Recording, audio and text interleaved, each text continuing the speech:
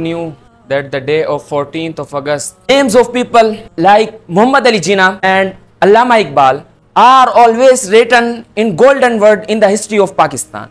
Muhammad Ali Jinnah, known as Qaid-e-Azam, is the real founder of Pakistan. Allama Iqbal, who excited Muslims to earn their own nationality and name in the world. People gave sacrifices of their lives so that new generation nor face any difficulty and may live a safe life. Pakistan came into being after the sacrifices of countless lives. Many mothers lost their sons, many wives lost their husbands, many children lost their fathers, and then Pakistan came into being. Dear listeners, Pakistan was God for creating environment just as it was in the period of Hazrat Umar Raziyallahu Ta'ala Anhu, when he took a rounds of the streets in darkness for becoming sure that no one is hungry.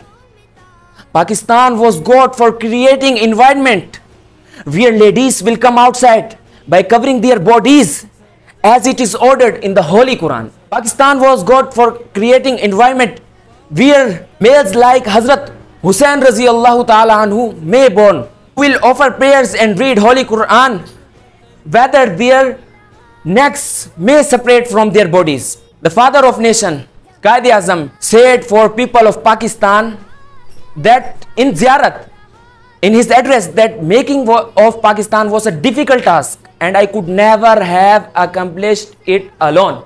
But it was the Ruhani pace of Rasulullah that Pakistan came into being.